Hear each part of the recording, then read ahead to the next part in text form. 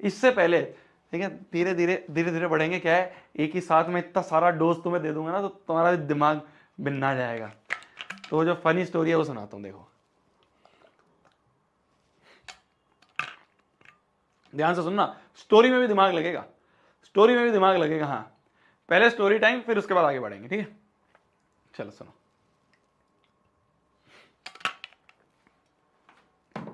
ध्यान से सुनना, ध्यान से सुनना। ये क्या हुआ है? अच्छा, हाँ जी, सुनना सुनना, गाने भी चला देंगे यार, गाने।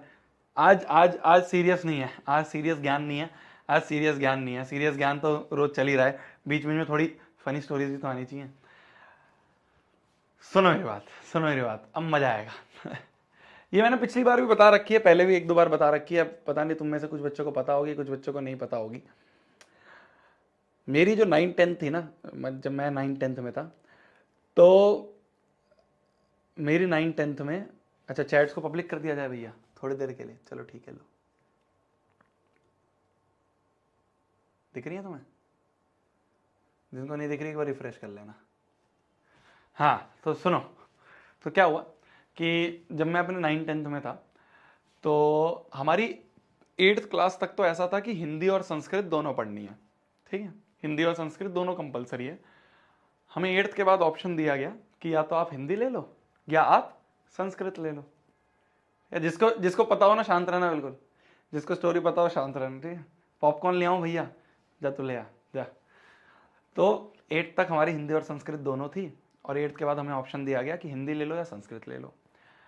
अब जो हमारी माता श्री हैं, उन्होंने हमें एक ज्ञान दिया कि संस्कृत जो होती है ना वो बहुत आसान होती है, उसमें सीधे एमसीक्यू आते हैं, एमसीक्यू ऐसे टिक करो और टिक करने के बाद सीधा सीधा आंसर आता है। हिंदी में तो बहुत बड़ा बड़ा लिखना पड़ता है, बहुत लेंदी लेंदी लिखना होता है, तो ऐसा करो संस्कृत ले लो तुम। अब मेरे को संस्कृत बिल्कुल भी नहीं आती थी, मतलब 1% नहीं आती थी, समझ भी नहीं आती थी यार।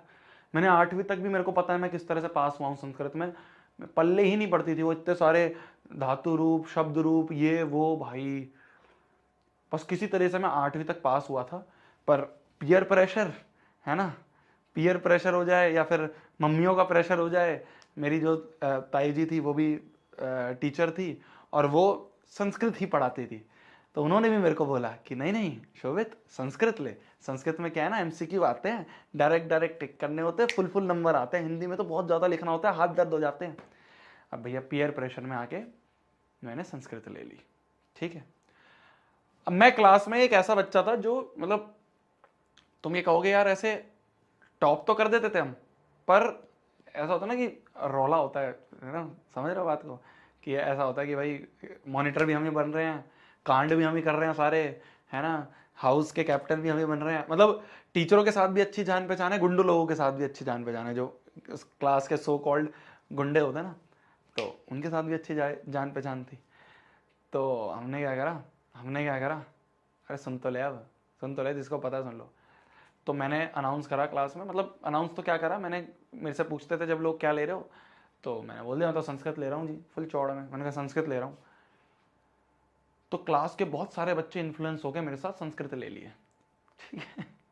मतलब ऐसा था कि ऐसे कि शोभित संस्कृत ले रहा है तो चलो यार हम भी संस्कृत ले लेते हैं। बहुत सारे बच्चों ने हमारी क्लास में संस्कृत ले ली, मतलब 40 बच्चों की अगर क्लास थी तो करीब 17-18 बच्चों ने संस्कृत ले ली, देखा देखी में कि चलो ठीक है ये भी ले रहा है तो कुछ सोच के ले रहा होगा, अपना दिमाग तो हम कम ही लगाते हैं, इसने कुछ दिमाग लगाया होगा। मैंने भी कोई दिमाग नहीं लगाया, मेरे को भी पीयर प्रेशर में लेनी पड़ी, पर यह है कि ले ली संस्कृत। अब भैया 9वीं तो किसी तरह से कटी, ठीक है, किसी तरह से बस पास हुए रट रटा के। 10वीं में आए हम, और 10वीं में हमारा जो फाइनल एग्ज़ाम था, तो हमारे टाइम पे ऐसा होता था, हमारे टाइम पे ना एक होम बोर्ड नाम की भी चीज़ होती थी। होम बोर्ड का मतलब हो गया कि तुम्हारे स्कूल में ही बोर्ड हो रहे हैं, ऑप्शन होता था या तो तुम होम बोर्ड ले लो या फिर तुम बाहर जाके बोर्ड दे दो। तो हमारे ऑप्शन था होम बोर्ड का, सबने होम बोर्ड ली, हमने भी होम बोर्ड ले लिया। होम बोर्ड नाम का एक कॉन्सेप्ट होता था, अब तो बंद कर दिया सीबीएसई ने, शायद उसे मेरी स्टोरी पता चल गई होगी। तो पहले होम बोर्ड नाम की भी एक चीज़ होती थी, तो हमारा तो होम बोर्ड था, मतलब हमारे स्कूल में ही हमारा एग्ज़ाम होता था, पेपर बाहर से आता था, पेपर तो सीबीएसई से ही आता था, पर ऐसे सेंटर नहीं लगता था, स्कूल में एग्ज़ाम होता था। तो हमारा एग्ज़ाम हुआ, संस्कृत का एग्ज़ाम में मैं बहुत रट के आया, बहुत सब चीज़ें रट के आया। फाइनल बोर्ड का एग्ज़ाम था और मैं सब चीज़ जब रट के आया, मैंने एग्ज़ाम देखा और मेरी सिट्टी बिट्टी गुल, समझ में नहीं आया भाई। 9 तक तो क्या है, स्कूल के मास्टर लोग, टीचर लोग बना रहे हैं पेपर, तो सीधे सीधे बुक में से सवाल दे देते थे। अब जो बोर्ड का पेपर आया, और संस्कृत की ऐसी कोई हमारे टाइम पे ऐसे सीबीएसई की बुक भी नहीं थी, पढ़ रहे थे बस कैसे कैसे करके। तो मैं तो बस धातु रूप शब्द रूप वगैरह रट के आ गया। और रट के जब मैं एग्ज़ाम में आया तो मैंने कहा भैया फील्डिंग सेट हो गई है आज तो, है ना, आज नहीं हो पाएगा, आज तो पास होना भी मुश्किल है, आज तो भैया दिक्कत आ जाएगी। अगर आज यहाँ पे फेल हो गए तुम्हारे तो मतलब सारे सब्जेक्ट में, तुम सोचो सारे सब्जेक्ट में इतने शानदार नंबर आते, है ना, इतना बढ़िया पेपर गया। संस्कृत का आखिरी पेपर था और मैंने कहा ये आखिरी पेपर खराब गया तो भैया 10वीं लटक जाएगी, मुझे तो आगे, मैं तो आईआईटी के सपने देख रहा हूँ। तो मैंने कहा क्या करें, तो क्या हुआ, अब तुम समझना, पूरा सिनेरियो समझना, ठीक है, दिमाग लगेगा इसमें भी। क्या हुआ, जैसे मान लो ये रो है, ठीक है, तुम्हारे स्कूल में बेंचेस होती है ना, बेंचेस, तो मान लो ये एक बेंच है, दूसरी बेंच, तीसरी बेंच, चौथी बेंच, पांचवी बेंच, छठी बेंच, सातवीं बेंच, इस तरह से होती है बेंचेस। और हर बेंच पे एक एक बच्चा बैठा हुआ है, हर बेंच पे एक एक बच्चा बैठा हुआ है, ठीक है जी। तो मैं बैठा हुआ था यहाँ पे, ठीक है, मैं बैठा हुआ था मान लो इस वाली पे, इस पे मान लो आपके शोभित भैया बैठे हुए हैं, बिल्कुल परेशान, दिमाग फटा हुआ है, रोने की कगार पे बैठे हैं कि ये पेपर कैसे होगा। मतलब मेरे को शायद 30 सवालों में से 4-5 ही सवाल आते थे, और वो भी सही या नहीं पता नहीं, ठीक है, मेरे को सिर्फ 4-5 ही सवाल आते थे, वो भी सही या नहीं बस, ठीक है, ऐसा लगता था कि हाँ आ रहे हैं। मेरे से आगे जो है ना, मेरा एक दोस्त था शुभम नाम का, तो वो क्लास का टॉपर, ठीक है, मतलब वो लेजिट टॉपर जो होते हैं ना, जो बिल्कुल ऐसे मैम के भी फेवरेट होते हैं और बिल्कुल शांत स्वभाव वाले, बिल्कुल ऐसे जो होते हैं ना, हर चीज़ को डीप में समझना और ये सब। हम ऐसे होते थे कि बस पढ़ लेते थे, किसी तरह से जुगाड़ करके टॉप भी कर लेते थे, टीचरों के भी फेवरेट थे, मॉनिटर भी बन जाते थे, गुंडों लोगों के साथ भी अच्छी जान पहचान बना के रखी थी कि कभी कोई दिक्कत हो तो भैया दिक्कत ना आए, है ना, एक फ़ोन पर सब लोग खड़े हो जाए। ये था लेजिट टॉपर जो होता है ना, बिल्कुल सीरियस वाले, वो उठाइए, ठीक है। और यहाँ पे हमारा एक और दोस्त, उसका नाम मैं नहीं लूंगा, मान लो उसका नाम मान लो कुछ भी मान लो, राजन मान लो, ठीक है, चेंज कर दिया मैंने नाम। तो एक और दोस्त था हमारा राजन नाम का मान लो, वो यहाँ बैठा था।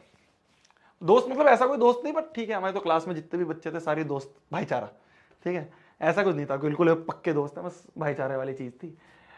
तो जो राजन था ना, ये थोड़ा सा डिसेबल्ड था। इसका क्या था कि इसको कुछ विटामिन डी या सी जो होते हैं ना, वो धूप वाला जो होता है, तो उसकी थोड़ी कमी थी, तो ये पूरे साल आया नहीं था स्कूल, और टीचरों को भी पता था ये पूरे साल स्कूल नहीं आया है। तो राजन सिर्फ पेपर देने आया था पूरे साल में 10वीं के बाद। तो भैया अब हमारी जो मैडम थी, अब मैडम ने देखा कि राजन तो शांत बैठा है, राजन से पेपर हो ही नहीं पा रहा है, राजन तो मतलब शायद मेरे से अच्छी हालत में होगा जब भी ठीक है, मतलब मेरे से तो ज्यादा ही पढ़ा होगा उसने, मैं नहीं दिखा मैडम को कि मैं रोने की उस पर आ गया हूं, पर राजन तो उन्हें दिख गया कि राजन जो है भैया, राजन तो पेपर नहीं कर पा रहा है सॉल्व। तो मैडम चल चलते मेरे पास आई कि शोभित वो ना राजन की थोड़ी हेल्प कर देते हैं, बेचारा कर नहीं पा रहा है, फेल हो जाएगा, और इसकी प्रॉब्लम भी थी पूरे साल भर, मतलब वीकनेस आ गई थी, चल नहीं पाता था, स्ट्रेचर्स पे आता, उस पर जो अपनी होती है ना व्हील चेयर होती है उस पर आता था। तो मैडम मेरे पास आई, मैडम मतलब ऐसी थी कि जो जानती थी मेरे को, तो मैडम मेरे पास आई कि शोभित बेटा वो ना राजन पेपर नहीं कर पा रहा है, तो ऐसा करो कि उसकी थोड़ी हेल्प कर देते हैं, तो जो भी तुम्हें आंसर आते हैं ना शोभित, वो सारे आंसर अपने क्वेश्चन पेपर पे टिक कर दो, और मैं राजन को जाके वो क्वेश्चन पेपर दे दूंगी, वो जल्दी जल्दी उसमें टिक कर ले, क्योंकि एमसीक्यू है, एमसीक्यू में तो क्या 5 मिनट में टिक हो जाएंगे सारे। तो अपने पेपर में टिक कर दो शोभित, और ना मैं राजन को दे दूंगी। तो मैंने मैडम से कहा, मैडम सुनो मेरी बात, मेरे को भी सारे नहीं आते मैम, मैं ऐसा करता हूं मैम, जितने मेरे को आते हैं मैं कर देता हूं, और जितने शुभम को आते हैं शुभम कर देगा टिक, ठीक है, और आप ना हम दोनों के पेपर लेके राजन को दे देना। तो मैडम ने कहा ठीक है। तो मैडम ने शुभम से भी बोल दिया कि शुभम जितने क्वेश्चन तुम्हें आते हैं ना वो टिक कर दो एमसीक्यू में, और वो टिक करके तुम मेरे को पेपर दे देना। तो मैं तो क्या 4 क्वेश्चन टिक करे, ठीक है, और इसने इसने तो भाई साहब पूरा पेपर टिक कर दिया। तो हम दोनों के क्वेश्चन पेपर उठ के गए राजन के पास, ठीक है, अब समझना बात को, अब समझना ट्विस्ट, समझना अब तुम, क्लाइमैक्स आने वाला है स्टोरी का। अब राजन ने भाई साहब सारे जो आंसर्स हैं वो टिक कर लिए होंगे अपने में, मेरे में से तो क्या ही देखा होगा, शुभम के में से देखा होगा, तो देख के उसने टिक कर लिए और उसने मैडम को वो दोनों पेपर वापस दे दिए। अब जब मैडम दोनों पेपर लेके वापस आई तो शुभम का पेपर मेरे पास आ गया और मेरा पेपर शुभम के पास चला गया। ठीक है, हमारे पेपर वापस आने पे एक्सचेंज हो गए। मैंने शुभम को पीछे से ऐसे गर्दन पकड़ी, मैंने कहा सुन, शांत रहियो, बिल्कुल शांत रहियो 2 मिनट के लिए, बिल्कुल शांत रहियो 2 मिनट के लिए, मुझे लिखने दे। और मैंने भाई साहब लिया अपना पेपर, उसके आखिरी पेज पे सारे ऑप्शन जल्दी जल्दी लिख दिए। ठीक है, मैंने लिखने के बाद चुपचाप से शुभम को पेपर दिया, मेरा पेपर शुभम से वापस लिया और मैंने सारे आंसर जो थे वो टीप दिए। ठीक है, सारे एमसीक्यूज जो है मात्र 10 मिनट लगे। अरे यार, एक बार आंसर पता चल जाए, एमसीक्यू लिखने में कौन सा देर लगती है। सारे एमसीक्यूज मैंने टेप दिए अच्छे से। ठीक है, वो वाले एमसीक्यू जो मेरे को नहीं आते थे, 4 तो मेरे को आते ही थे, तो मैंने 4 तो अपने लिखे और बाकी जो बचे हुए थे तुम्हारे 26 क्वेश्चन, वो 26 क्वेश्चन के मैंने एमसीक्यू शुभम के देख के लिख दिए। ठीक है, अब और सुनो, जब फाइनल एग्जाम के आए नंबर, सुनना, फाइनल जब एग्जाम के नंबर आए तो शुभम भाई साहब के नंबर आए 99 आउट ऑफ 100। मेरे नंबर आए 100/100। क्यों? क्योंकि जो मेरे को 4 क्वेश्चन आते थे, उन क्वेश्चन में से एक क्वेश्चन जो था शायद इसका गलत होगा, वो 4 मेरे तो सही थे, तो मैंने उनको नहीं चेंज करा था और मैंने उसको भी नहीं बताया क्योंकि मेरे को कॉन्फिडेंस ही नहीं था। मैं उसको बताता कि देख तूने ये गलत कर रखा है, भाई उन 4 में से मान लो मेरे को तो दिख गया था कि उसने कोई और दूसरा लगा रखा है, पर मैंने अपना चेंज नहीं करा। मैंने ये सोचा यार मैं अपना चेंज करूंगा ना तो शक हो जाएगा टीचर को कि इसको सारे कैसे आते थे, तो मैंने कहा चलो ठीक है, सही है, गलत है, वो 4 जो मेरे हैं उनको ऐसे ही रहने देता हूँ। तो मेरे नंबर आए 100/100 और इसके नंबर आए 99/100। किस्मत, किस्मत, इसके भी 99/100 ही आए। मैं 100/100, क्योंकि वो जो 4 क्वेश्चन थे उनमें से भी मेरा ही एक सही था, इस बेचारे का गलत था। सॉरी शुभम, अगर तू या तेरा भाई या कोई तेरा जूनियर देख रहा हो और वो तेरे को बताए ये स्टोरी, माफ करियो यार, मेरे को तो कॉन्फिडेंस नहीं था ना, मेरे को तो 4 क्वेश्चन। तो ये था जी, ये था हमारी एक प्यारी सी संस्कृत के एग्जाम की स्टोरी। ठीक है, किस्मत हो तो हमारे जैसी हो। मतलब 4 क्वेश्चन आते थे बस मेरे को, भाई अगर मेरे को नहीं मिलता ना ये, मतलब इसे कहते हैं ना कि भगवान बचाता है जब, तो ऐसे बचाता है। मतलब अगर ये ना होता रिवर्स, फेल था भैया, फेल हो जाता फिर तो 10वीं का काम।